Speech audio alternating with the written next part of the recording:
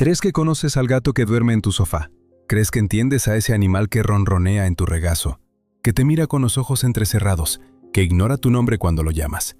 Pero la ciencia ha pasado décadas descubriendo que lo que habita tu casa no es bien lo que parece.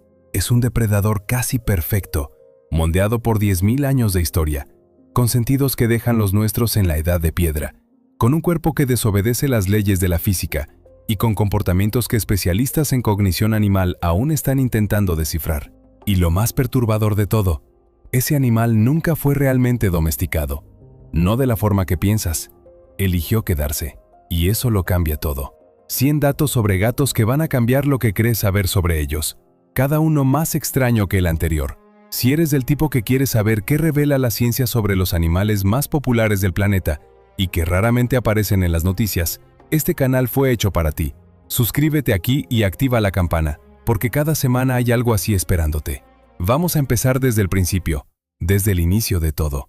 El gato doméstico, ese Felis catus que ronronea debajo de tu cama, desciende del gato salvaje africano, la especie Felis libica libica, aún presente en el norte de África y en Oriente Próximo. Es un animal que, visto de lejos, parece un gato callejero ligeramente más grande, sin las marcas dramáticas de un tigre, sin la majestuosidad de un leopardo, pero con el mismo frío de cazador inscrito en el ADN. Y fue ese animal, discreto y letal, quien decidió acercarse a los humanos. Los arqueólogos creían que gatos y humanos comenzaron a convivir hace cerca de 9.500 años en el Levante, región que hoy incluye partes de Oriente Medio y del Mediterráneo Oriental, al inicio del período neolítico, cuando los humanos comenzaron a cultivar plantaciones. Los depósitos de granos atraían roedores que, a su vez, atraían a gatos salvajes, y los humanos hallaron útil mantener a esos cazadores de ratas cerca. No fue un proceso planificado, no hubo un humano neolítico que se despertara un día y decidiera domesticar a un felino. Lo que sucedió fue mucho más extraño y mucho más felino. El gato miró esa situación, calculó los beneficios y simplemente se quedó. La evidencia más antigua de lo que parece ser un gato doméstico fue desenterrada en 2004, cuando arqueólogos descubrieron el esqueleto de un gato enrollado al lado de los restos mortales de un hombre en una tumba en Chipre. Los dos databan del período neolítico, aproximadamente 7.500 años antes de Cristo, apoyando la teoría de que los gatos domésticos surgieron poco después del advenimiento de la agricultura en el Mediterráneo Oriental. Un gato enterrado al lado de un humano. No como presa, no como víctima, como compañero. Esto hace más de 9.000 años. Pero cuanto más los investigadores hurgan en el pasado, más se complica la historia. Y lo que la ciencia descubrió recientemente contradice décadas de certezas. Un equipo liderado por el paleogenetista Claudio Ottoni, de la Universidad de Roma Tor Vergata, analizó decenas de genomas de gatos antiguos, datados entre 11.000 años atrás y el siglo XIX, además de 17 genomas de gatos salvajes modernos. El resultado fue una bomba para la historia de los felinos. El nuevo análisis señala que todos los gatos domésticos modernos derivan de un único agrupamiento poblacional. Estos felinos están más cerca de los gatos salvajes del norte de África, especialmente de Túnez, que de cualquier otra población jamás registrada. No fue el creciente fértil, fue el norte de África. Y hay más. Los gatos domesticados solo aparecen de forma consistente en Europa a partir del siglo I de la Era Común. El patrón coincide con la expansión del Imperio Romano. Esto significa que mientras los griegos construían el Partenón, los romanos creaban la República y los celtas dominaban Europa, no había un solo gato doméstico en ninguna de esas tierras. El gato llegó con las legiones. Los investigadores proponen un cambio de paradigma respecto a la llegada y evolución del gato doméstico, mostrando que su domesticación no fue un proceso único ni localizado. Por el contrario, se trató de un fenómeno complejo y posiblemente multicéntrico en el norte de África, y su llegada a Europa fue tardía, ligada a las redes mediterránicas promovidas por fenicios, cartagineses y romanos, que desempeñaron un papel mucho más importante en su expansión que las sociedades neolíticas de Oriente Medio. Pero la paradoja más profunda aún no ha sido resuelta. Y es la siguiente. Mientras otros animales salvajes fueron domesticados por su leche, carne, lana o trabajo, los gatos prácticamente no contribuyen en nada para las acciones humanas en términos de sustento o trabajo físico. Un perro protege el rebaño, un caballo tira del arado, una vaca alimenta a una familia, un gato caza ratas, y hasta eso es voluntario. El gato decide cuándo caza y cuándo no. Y los humanos, a lo largo de milenios, simplemente aceptaron ese acuerdo. Sin cercas ni control de reproducción, los agricultores neolíticos no habrían tenido la posibilidad de forzar la selección de razas aunque quisieran. Parece razonable sugerir que la falta de influencia humana en la selección de características y el probable cruzamiento entre gatos domésticos y salvajes evitaron el amansamiento rápido, retrasando la transformación, que solo ocurrió a lo largo de miles de años. Por eso los biólogos evolucionistas usan una expresión muy específica para describir al gato: domesticación incompleta.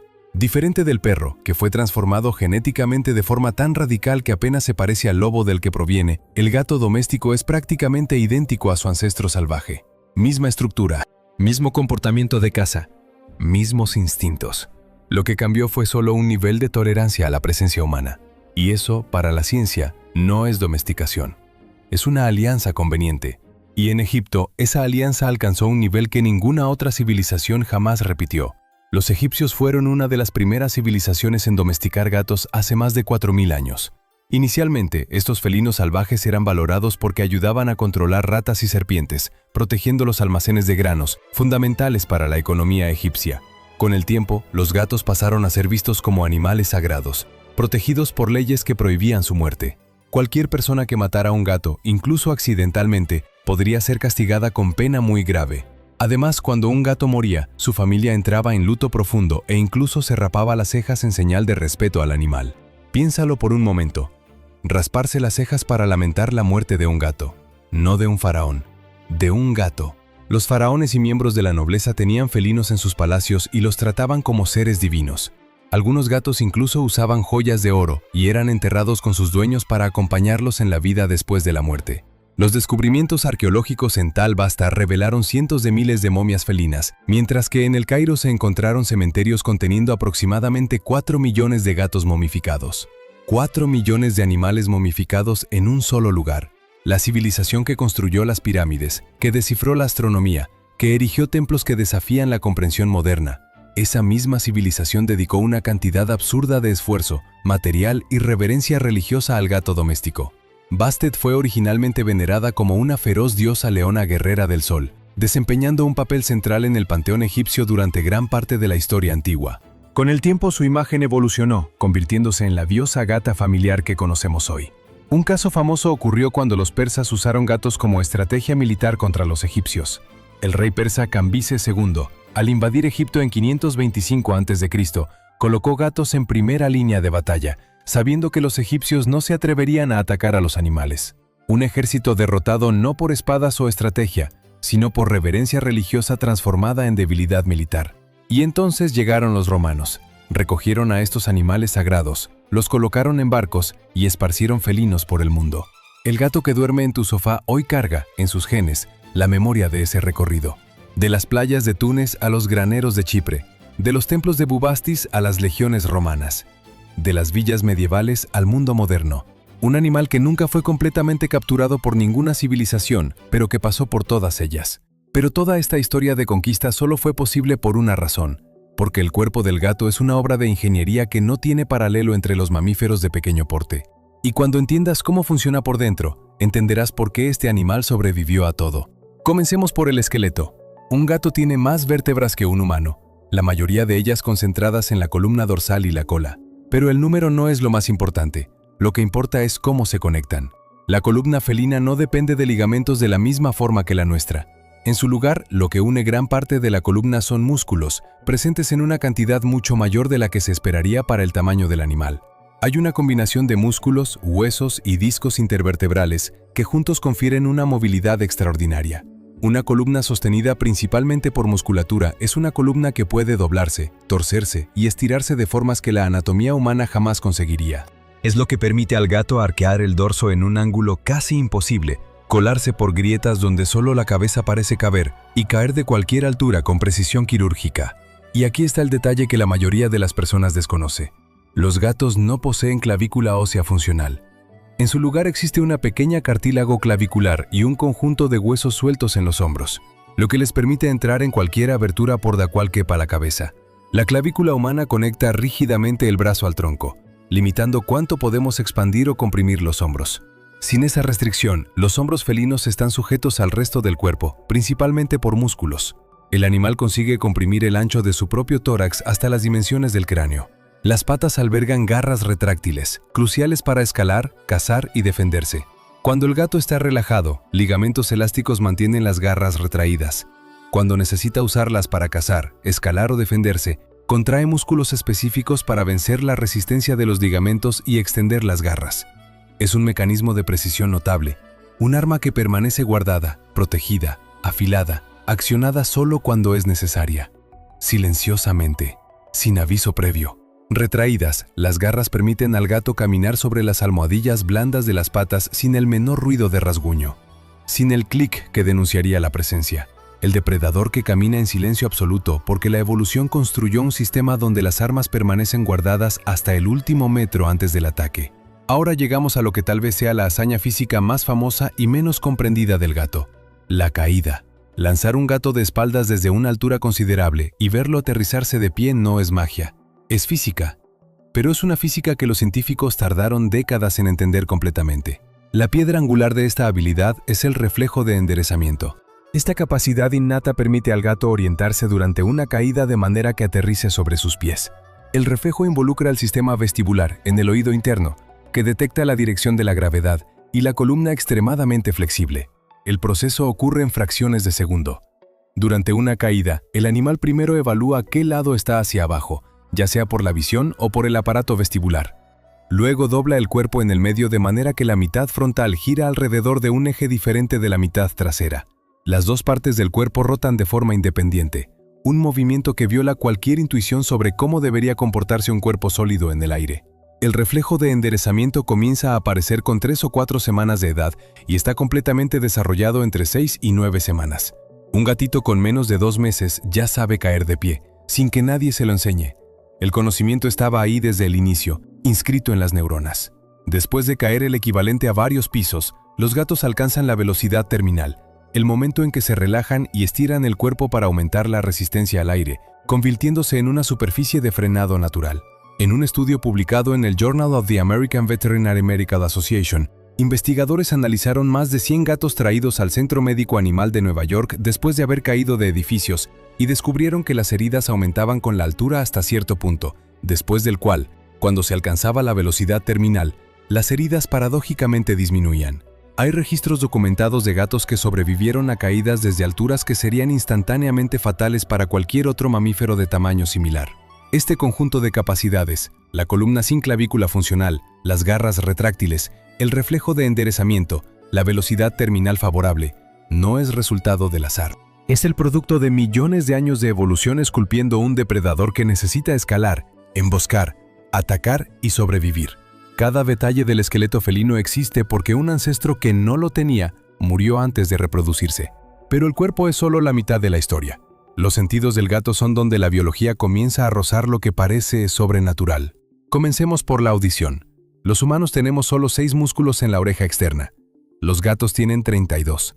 Esta anatomía es lo que les permite rotar las orejas de forma amplia e independiente, captando sonidos y sus ubicaciones con mucha mayor precisión que cualquier primate consigue. 32 músculos por oreja, cada una moviéndose de forma completamente independiente de la otra. Esta movilidad permite localizar sonidos con una precisión impresionante, sin necesidad de mover la cabeza. Un gato puede estar mirándote, completamente inmóvil, mientras cada oreja apunta en una dirección diferente, barriendo el ambiente sonoro alrededor como 2 radares operando de forma autónoma. El rango auditivo felino se extiende hasta frecuencias 3 veces superiores al límite humano, llegando a sonidos completamente inaudibles para nosotros. Este rango ultrasónico captura las comunicaciones de alta frecuencia de los roedores, permitiendo al gato oír a una rata comunicarse con otras ratas a distancia considerable, en ambiente completamente oscuro. Sonidos que para nosotros no existen. Para el gato son información precisa sobre la ubicación de una presa. Y cuando la oscuridad torna insuficiente cualquier otro sentido, los ojos entran en acción de una manera que va más allá de lo que la mayoría de las personas imaginan. Los gatos tienen una capa reflectora detrás de la retina llamada tapetum lucidum. Es lo que hace que los ojos brillen en las fotos, que refleja la luz de nuevo a través de los fotorreceptores, efectivamente duplicando la sensibilidad a la luz. Las retinas de los gatos concentran células fotorreceptoras tipo bastón con una densidad pico aproximadamente 3 veces mayor que la humana. 3 veces más bastones, cada uno capaz de detectar un solo fotón de luz, y aún con la capa reflectora dándole a cada fotón una segunda oportunidad de ser capturado. El resultado es que en la semioscuridad, Un gato ve claramente en condiciones que para nosotros parecen oscuridad total. Solo en la oscuridad absolutamente completa el sistema visual alcanza su límite, y es en ese punto que los bigotes toman el control de la navegación. Lo que la mayoría de las personas ve como un adorno son, en realidad, instrumentos sensoriales de una sofisticación que está inspirando a ingenieros de robótica en el siglo XXI. Los bigotes de los gatos, llamados técnicamente vibrisas, crecen a partir de folículos repletos de nervios y vasos sanguíneos, siendo tan sensibles como la punta de los dedos humanos. No están solo en los dos lados del hocico, aparecen también en la mandíbula, encima de los ojos y en la parte trasera de las patas delanteras. Son 2 o 3 veces más gruesos que los pelos comunes y funcionan como verdaderos instrumentos de medición del espacio. Cada movimiento de aire o alteración sutil alrededor del cuerpo genera señales táctiles que el animal traduce en información neural. Experimentos en ambientes completamente oscuros muestran que, incluso sin un solo fotón de luz disponible, estos animales consiguen seguir corredores, contornear obstáculos y localizar aberturas con una tasa de error muy baja. La evolución llegó a una solución de navegación sensorial tan elegante que la inteligencia humana del siglo XXI está intentando copiarla en prototipos robóticos.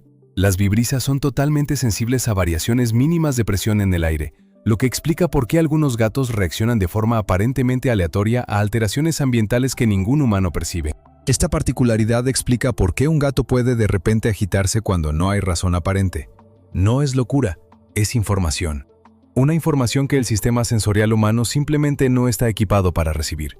Y entonces hay un cuarto sistema sensorial que la mayoría de las personas nunca ha escuchado.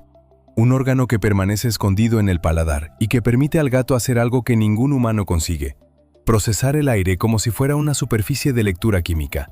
Los gatos poseen el órgano vomeronasal, también llamado órgano de Jacobson, situado en el paladar y especializado en la detección de feromonas y otras sustancias químicas.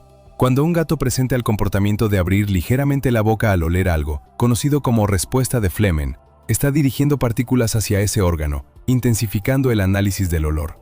Este comportamiento no está relacionado a olores desagradables, sino al análisis de feromonas, sustancias químicas usadas para la comunicación entre individuos de la misma especie. Diferente del sistema olfativo común, que detecta olores generales, este órgano procesa feromonas de forma instintiva y directa, enviando señales al cerebro que influyen en comportamientos sociales, territoriales y reproductivos. Las feromonas son liberadas por glándulas situadas en diversas partes del cuerpo felino: barbilla, mejillas, base de la cola y entre las patas. Cuando un gato desconocido entra en el territorio de tu gato, horas después el residente no necesita haber visto o escuchado al intruso para saber que estuvo ahí. El órgano de Jacobson va a capturar las feromonas dejadas atrás y decodificar información que ninguna nariz humana jamás sería capaz de procesar. El género del visitante, su estado emocional, si estaba asustado o confiado, si está reproductivamente activo. Un expediente químico completo, extraído del aire de una sala vacía. El gato doméstico utiliza esta herramienta con más frecuencia cuando ocurre la llegada de visitas, personas desconocidas o nuevos animales. Cada vez que un extraño entra en tu casa, tu gato abre discretamente la boca, dirige el aire hacia el paladar y lee una biografía química del visitante que ni siquiera sospechas que existe. Audición que alcanza frecuencias invisibles para nosotros. Visión nocturna amplificada por cristales reflectores. Bigotes que mapean el espacio tridimensional en la oscuridad completa. Un segundo sistema olfativo que procesa comunicación química en el aire. Y todo esto en un animal que cabe en el regazo de un niño. Pero mientras aún procesas lo que el cuerpo del gato es capaz de hacer, hay algo aún más perturbador esperándote. Porque la manera en que el gato se comunica, la manera en que produce sonidos, usa el cuerpo y especialmente ronronea, revela un nivel de inteligencia social que la ciencia solo recientemente comenzó a tomar en serio. Hay un momento específico en la vida de mucha gente que tiene gato que pasa completamente desapercibido. Un momento pequeño, doméstico, aparentemente sin importancia. La persona está en la cocina, el gato entra, abre la boca y produce un sonido. La persona abre la lata de alimento, el gato come. Fin de la escena. Pero Karen McComb, investigadora de la Universidad de Sussex en Inglaterra, tuvo ese momento y no lo dejó pasar. Ella notó que su propio gato producía un tipo específico de vocalización por la mañana, cuando quería ser alimentado, que era diferente de cualquier otro sonido que el animal hacía. No era el maullido común de atención, ni el sonido grave de insatisfacción. Era otro sonido, con una urgencia incrustada, difícil de ignorar. McComb llevó esta observación al laboratorio. Ella grabó las vocalizaciones de decenas de gatos domésticos en diferentes contextos y pidió a voluntarios, tanto dueños de gatos como personas que nunca habían vivido con uno, que evaluaran la urgencia y el atractivo emocional de cada vocalización. Los resultados mostraron que los gatos producen un tipo específico de ronronar cuando están solicitando comida. Este ronronar contiene un componente de alta frecuencia, un gemido incrustado en el fondo sonoro del ronroneo, que es percibido como urgente e incómodo por los humanos, incluso por aquellos que nunca han convivido con felinos. Este componente suena perturbador porque resuena subconscientemente con los llantos de bebés humanos. El cerebro humano evolucionó para responder a esta gama con urgencia. El gato descubrió, o evolucionó para explotar, este gatillo neurológico con precisión quirúrgica. Cada mañana, cuando tu gato aparece en la cocina y produce ese sonido específico que te hace dejar lo que estás haciendo, no estás respondiendo a una solicitud. Estás respondiendo a una manipulación refinada durante milenios de convivencia, tan integrada al comportamiento felino que el gato probablemente no tenga conciencia de que la está ejecutando. La evolución construyó el mecanismo, el gato simplemente lo activa. Pero el ronronar va mucho más allá de esta función, y es aquí donde la biología revela algo que nadie esperaba. La frecuencia del ronronar varía, dependiendo del gato y el contexto, entre 25 y 150 Hz. Este rango específico coincide con frecuencias que estudios clínicos identificaron como beneficiosas para la regeneración ósea y muscular. La investigación biomédica ha demostrado que la exposición a vibraciones acústicas en este rango aumenta la densidad ósea y acelera la cicatrización de fracturas en modelos animales. Los veterinarios han notado durante mucho tiempo que los gatos raramente desarrollan osteoporosis o problemas de calcificación ósea, incluso en edad avanzada, incluso cuando pasan largos periodos del día sin moverse. La hipótesis que emergió es que el propio acto de ronronear sirve como mecanismo interno de mantenimiento óseo. El animal vibra los propios huesos para mantenerlos sanos durante los largos periodos de inactividad que la estrategia de caza exige. Los gatos ronronean cuando están heridos, cuando están dando a luz, cuando se están muriendo. Es probable que ronronear sea, por encima de todo, un mecanismo de autotratamiento, y que la asociación con satisfacción y relajación sea un efecto secundario de un comportamiento que originalmente existía para una finalidad completamente diferente. Las agencias espaciales llegaron a estudiar el uso de generadores de vibración similares para prevenir la pérdida ósea en astronautas durante largas misiones en microgravedad. Una tecnología inspirada en el ronroneo felino, aplicada a la exploración del espacio. La investigación de McComb reveló además que los gatos desarrollaron toda una arquitectura vocal específica para interactuar con humanos, y que esta arquitectura simplemente no existe en la comunicación entre gatos adultos en estado salvaje. En la naturaleza, los gatitos maullan a sus madres, pero la vocalización desaparece gradualmente a medida que el animal madura.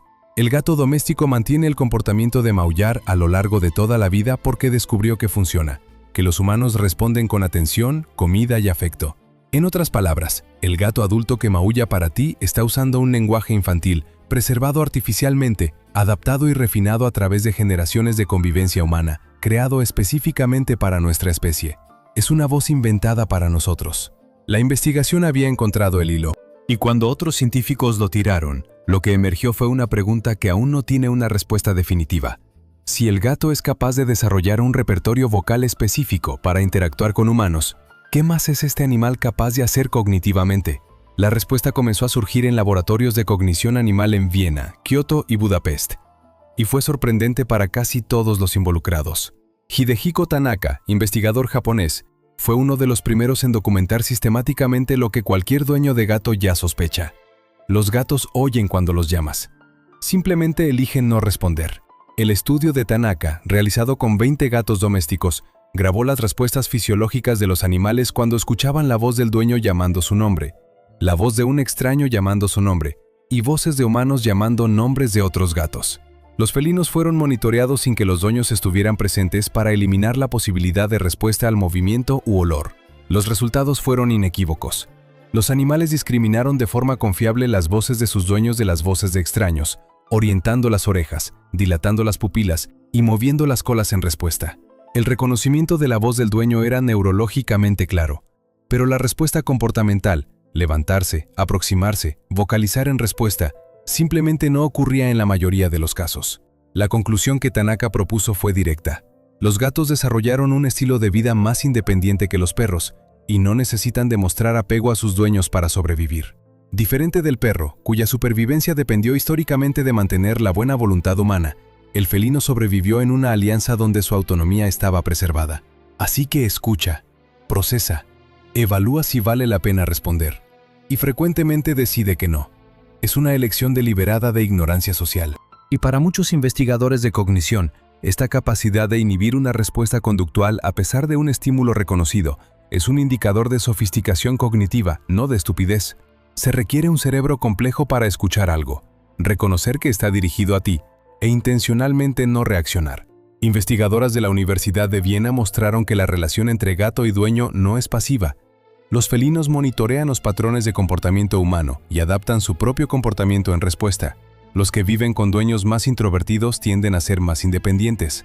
Los que conviven con dueños más expresivos tienden a ser más vocales. Los que reciben atención consistente desarrollan patrones de apego más fuertes que aquellos cuyos dueños son impredecibles. El gato te aprende. Mapea tus patrones. Ajusta la estrategia de interacción en consecuencia. En cuanto a la memoria, los estudios de cognición felina revelan que la capacidad de recordar eventos específicos es más robusta de lo que se creía. Los felinos demuestran reconocimiento de dueños después de separaciones de 1 o 2 años. No solo reconocimiento olfativo, sino reconocimiento conductual. La postura cambia, el nivel de vigilancia disminuye, comportamientos de afecto específicos para ese individuo reaparecen. Esto tiene una dimensión emocional que la ciencia durante mucho tiempo rehusó llamar por su nombre correcto. Pero la evidencia acumulada de comportamientos de duelo en gatos tras la pérdida de un compañero humano o animal, letargo prolongado, pérdida de apetito, búsqueda persistente del individuo ausente, vocalización en lugares asociados con la desaparición, llevó a investigadores a concluir que los felinos experimentan algo funcionalmente equivalente al duelo. La American Society for the Prevention of Cruelty to Animals realizó un estudio donde más del 65% de los felinos monitoreados mostraron 4 o más cambios de comportamiento después de la muerte de otro animal doméstico en la casa. No es posible observar este patrón y llamarlo simplemente condicionamiento. Y entonces hay el estudio que tal vez sea el más perturbador de todos para quien tiene gato en casa. Un estudio que salió no de los laboratorios de cognición animal, sino de los laboratorios de medicina. El nombre es Toxoplasma gondii. Es un parásito. Y la historia de la relación entre este organismo, los gatos y los humanos, es una de las más perturbadoras que la parasitología jamás ha producido. Joanne Webster, epidemióloga de la University of London, pasó años estudiando un comportamiento que parecía inexplicable. Ratas infectadas con Toxoplasma gondii pierden el miedo a los gatos. No solo se vuelven menos cautelosas, son activamente atraídas por el olor de orina felina, que normalmente causa terror y huida inmediata en roedores sanos. Las ratas infectadas se acercan a los felinos y son comidas, y el parásita, que solo puede reproducirse sexualmente en el intestino de felinos, completa su ciclo. Webster descubrió que el parásito altera físicamente el cerebro de las ratas. La infección causa modificaciones en las vías de dopamina del sistema límbico, la región asociada al placer y al miedo. El parásito no solo suprime el miedo. En machos infectados, el área del cerebro que procesa la atracción sexual es activada por el olor de orina de gato. El parásito invierte la señal. Convierte miedo en atracción para que la rata camine voluntariamente a su muerte. Pero Webster y otros investigadores fueron más allá, porque el Toxoplasma gondii no infecta solo ratas. Infecta a todos los mamíferos de sangre caliente, incluyendo humanos. Una fracción expresiva de la población mundial carga el parásito, la gran mayoría sin síntomas aparentes. Y la pregunta que emergió en los años 90 y 2000 fue directa y profundamente perturbadora. ¿Qué hace el parásito al cerebro humano? Jaroslav Fleger, biólogo evolucionario de la Universidad Charles en Praga, pasó décadas investigando esta pregunta. Comenzó con una observación personal. Después de ser diagnosticado con toxoplasmosis, notó cambios sutiles en su propio comportamiento.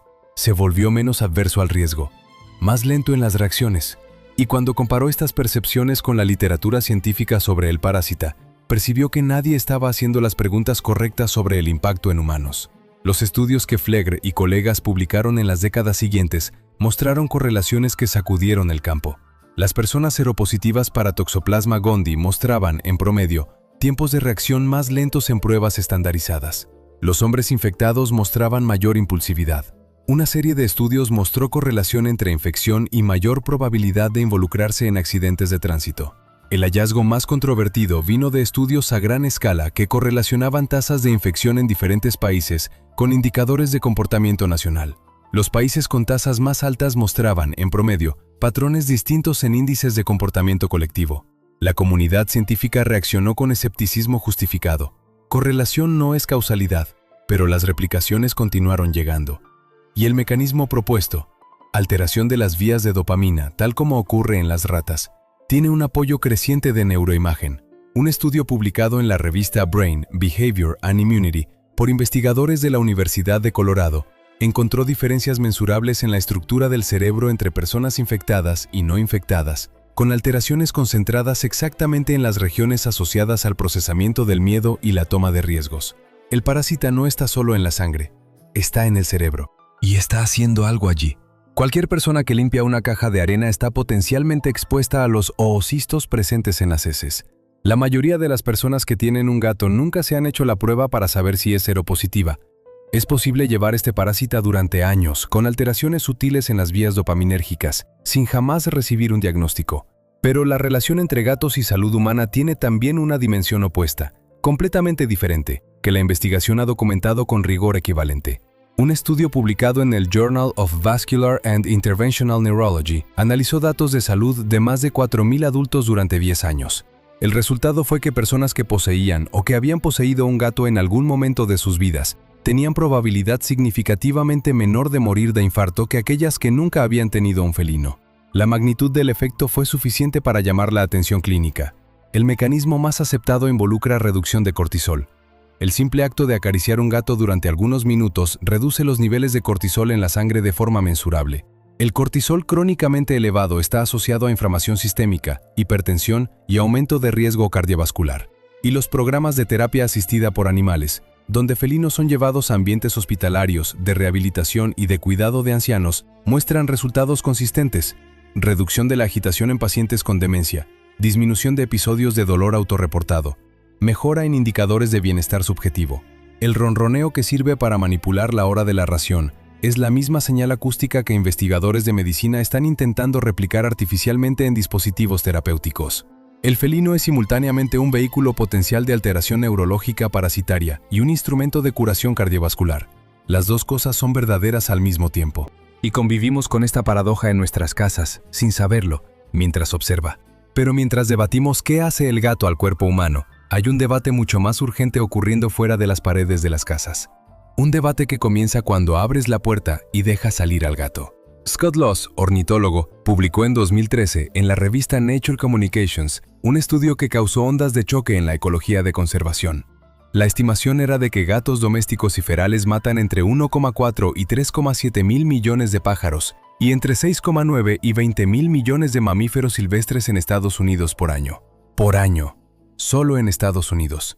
Si juntas todos los otros factores de mortalidad artificial de fauna silvestre que los humanos ya hemos inventado, colisiones con ventanas, con automóviles, electrocución en cables de transmisión, contaminación por pesticidas, los felinos superan todos ellos sumados como causantes de mortalidad de pájaros. El depredador más letal para la fauna silvestre en Estados Unidos no es una especie invasora venida de otro continente, es el animal que duerme en tu sofá. Y el problema no son solo los gatos ferales. El estudio de Loss identificó que felinos domésticos con acceso al exterior son cazadores igualmente letales. Un gato bien alimentado, que recibe alimento regularmente, continúa cazando. No por hambre, por instinto. El centro de caza en el cerebro felino y el centro de hambre son neurológicamente independientes. El alimento en el plato no desactiva al cazador. En islas pequeñas, donde la fauna evolucionó sin depredadores terrestres durante millones de años, la introducción de gatos produjo extinciones completas en lapsos de décadas. La IUCN lista a los felinos ferales como una de las 100 peores especies invasoras del planeta. Jim Doherty, ecólogo de la Universidad de Sydney, publicó un análisis global mostrando que los gatos contribuyeron a la extinción de más de 60 especies de vertebrados desde el siglo XVI. Extinciones irreversibles, permanentes. El debate científico sobre control poblacional de felinos ferales es uno de los más cargados emocionalmente en la biología de conservación. Los programas de captura, esterilización y devolución son populares entre grupos de protección animal, pero severamente criticados por ornitólogos y ecologistas. Un gato esterilizado aún caza. La tasa de reproducción cae, pero la mortalidad de fauna silvestre continúa, mientras los individuos ya presentes viven. Peter Mara, del Smithsonian Conservation Biology Institute, defiende que la gestión humanitaria de los felinos necesita equilibrar el bienestar individual de los animales con los derechos de las especies silvestres a no ser depredadas por un animal introducido que no pertenece al ecosistema. No existe una solución que satisfaga todos los lados. Y mientras el debate continúa, los pájaros continúan cayendo. Lo que torna todo esto aún más perturbador es la yuxtaposición. El mismo animal que reduce el riesgo cardíaco del dueño, que ronronea en frecuencias que regeneran huesos, que inspira mecanismos de navegación robótica. Ese mismo animal, multiplicado y sin territorio definido, puede silenciosamente borrar especies que tardaron millones de años en evolucionar.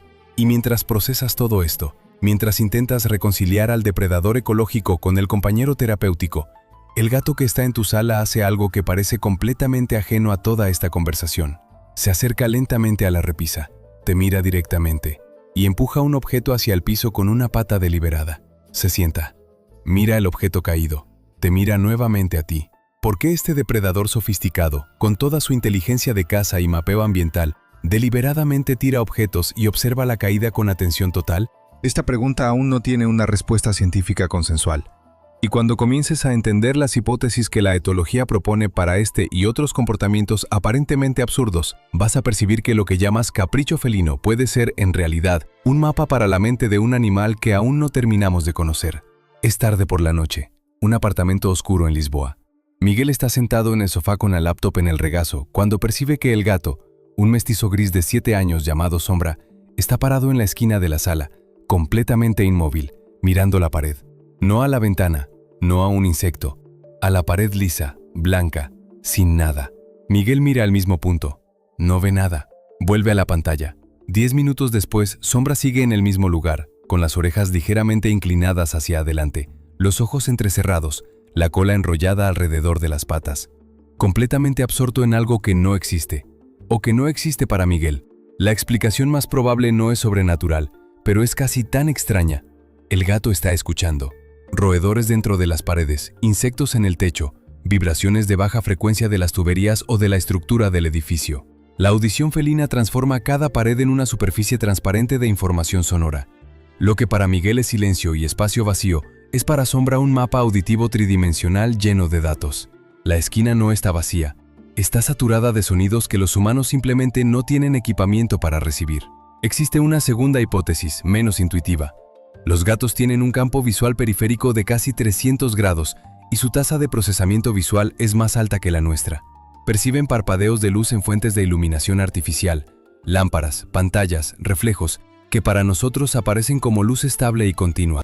Lo que para nosotros es una pared iluminada uniformemente puede ser para Sombra una superficie con patrones intermitentes de luz que se mueven de formas que ningún humano consigue ver. El gato no está loco, está procesando un mundo diferente del tuyo, usando hardware sensorial que la evolución tardó decenas de millones de años en construir. Dos seres ocupan el mismo apartamento y no ven la misma realidad. Y entonces está el regalo de casa. Ana Luisa vive en el tercer piso de un edificio en Oporto. Su gata, Maya, tiene acceso a un balcón cerrado y ocasionalmente escapa al techo. En una mañana de octubre, Ana Luisa abrió la puerta del balcón y encontró un gorrión muerto, perfectamente intacto, colocado con cuidado sobre el tapete. No destrozado, no comido, colocado. La interpretación popular es que el gato trajo un regalo al dueño. Hay una versión de esta interpretación que es parcialmente correcta, pero el mecanismo es más complejo. La hipótesis más respaldada por etólogos es la del comportamiento de tutoría. Las gatas que crían gatitos traen presas muertas o semivivas al nido como demostración pedagógica, para mostrar a los gatitos qué es una presa, cómo se ve, cómo huele. Las gatas esterilizadas, sin gatitos, a veces redirigen este comportamiento a los humanos con los que conviven, tratándolos como gatitos que necesitan aprender a cazar. El regalo no es un regalo, es una lección. Maya está intentando enseñarle a Ana Luisa a sobrevivir. Una variación de esta hipótesis propone que el gato trae la presa al territorio doméstico porque es el lugar donde se siente seguro para consumirla sin riesgo de que otro depredador se la robe. El hecho de que Maya no la haya comido puede indicar que el instinto de traer fue activado sin que el instinto de comer lo acompañara. Una disociación conductual que ocurre con frecuencia en animales cuyas necesidades nutricionales ya están satisfechas por el alimento. El comportamiento de tirar objetos de las superficies tiene una explicación etológica que comienza en el acto de caza. En la naturaleza, después de capturar una presa pequeña, los felinos frecuentemente la golpean con la pata para verificar si aún está viva y representa riesgo de mordida. Una rata que parece muerta puede estar fingiendo. El toque de prueba es una verificación de seguridad antes del contacto más cercano. En ambiente doméstico, donde no hay presas, pero hay objetos con formas y dimensiones similares a las de pequeños animales, el comportamiento de golpear y observar la respuesta es reactivado automáticamente. La parte del contacto visual directo con el dueño antes de tirar el objeto añade una capa social. Estudios de cognición felina muestran que los gatos monitorean la mirada de los humanos y la usan como información. Verificar la atención del dueño antes de actuar no es búsqueda de permiso, es calibración de la respuesta ambiental. Si el dueño reacciona al objeto cayendo, el comportamiento es reforzado. El gato aprendió que esta acción específica genera una respuesta del humano. Y un depredador sofisticado que descubre un mecanismo de control de atención va a usarlo. El comportamiento de amasar superficies blandas con las patas delanteras tiene un origen más claro y comienza en los primeros días de vida. Los gatitos recién nacidos amasan la región mamaria de la madre para estimular el flujo de leche. El movimiento rítmico, alternando pata derecha e izquierda, es un comportamiento de confort y nutrición inscrito en las primeras memorias neurológicas del animal. Cuando un gato adulto amasa una superficie blanda, una manta, el regazo del dueño, una almohada, está reactivando un patrón motor asociado al confort más primario que jamás experimentó. Los felinos destetados prematuramente tienden a exhibir este comportamiento con más frecuencia e intensidad en la vida adulta, sugiriendo que compensa parcialmente la interrupción de la experiencia de amamantamiento. Y lo que la etología descubrió sobre estos comportamientos comenzó a cambiar la forma en que los geneticistas piensan sobre lo que hicimos al gato a través de la selección artificial de razas. Porque existe una sombra por debajo de la belleza de muchos gatos de raza pura. Una sombra que tiene nombre científico y que causa sufrimiento real. Andrea Tamborini es veterinaria en Milán. Durante 12 años de clínica, acompañó decenas de gatos persa y exótico de pelo corto. Los dueños llegaban con animales lindos, caras achatadas, ojos enormes y redondos, pelo denso y sedoso. Y llegaban con quejas que se repetían. Secreción ocular constante, respiración ruidosa, episodios de angustia respiratoria en días calurosos o tras actividad leve. El problema tiene un nombre: braquicefalia. La selección artificial de gatos con caras cada vez más achatadas produjo cráneos que comprimen las vías aéreas superiores, deforman los conductos lagrimales y alteran la geometría de los dientes. Los gatos persas modernos tienen cráneos significativamente diferentes a los de sus ancestros de hace 100 años. El estándar estético se fue volviendo cada vez más extremo en cada generación, con criadores buscando la cara más plana, los ojos más redondos, la nariz más retrasada. El resultado es un animal que respira crónicamente con esfuerzo, que tiene los dientes apiñados porque la mandíbula no tiene espacio para acomodarlos, que llora lágrimas constantemente porque los conductos están demasiado torcidos para funcionar, que nunca duerme profundamente porque la relajación comprime aún más las vías aéreas, que muchos dueños describen como calmo y tranquilo, sin percibir que lo que están viendo no es temperamento, es fatiga respiratoria crónica.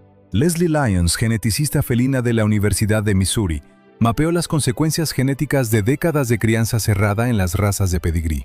El estrechamiento del acervo genético en razas como el persa, el siamés y el Maine Coon produjo no solo características visuales marcantes, sino también concentración de mutaciones deletéreas que en poblaciones abiertas serían diluidas.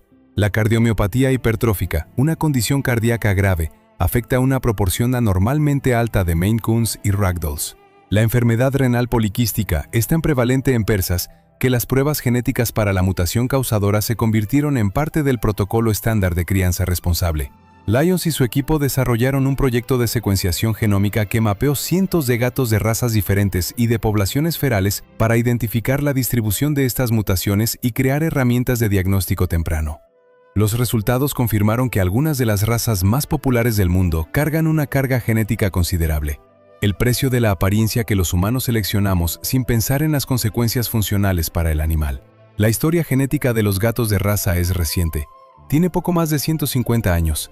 La mayor parte de la historia de los gatos con humanos es mucho más antigua. Y es una historia de lo sagrado, del miedo, de la superstición y de la supervivencia que moldeó culturas enteras.